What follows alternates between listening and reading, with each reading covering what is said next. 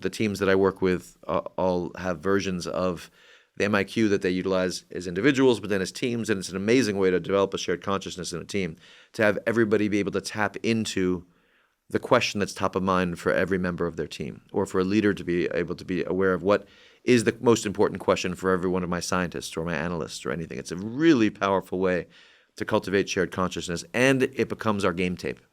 Because if we have if we're tracking our MIQs, let's say I'm studying something for 3 weeks or for 4 weeks, and what do I think is if I'm tracking the questions that I think are most critical for that thing, and I'm deepening my analysis of it, what I arrive at, what I think in day 1 will be very different from the MIQ in day 14.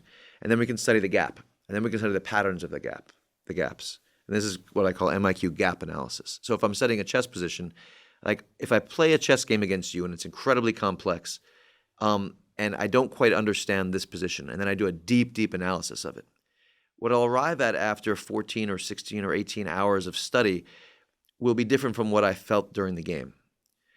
Now, what's interesting is, this is a cool thing about chess study. If my understanding was here during the chess game, after like a few hours, I might be like really far away from that. But after I've completed the study, I'll usually be like very similar, but deeper. So it's often like deeper, like closer than where you were after a few hours of study, but it's like a deeper level in.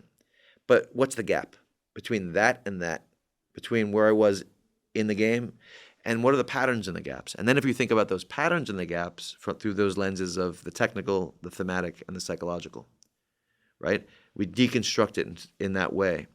Then that becomes our game tape, right? One of the hardest things for mental athletes is to actually have game tape the way basketball players do, or foilers do, or fighters do, where you can see the actual game tape. We need to create our mental game tape.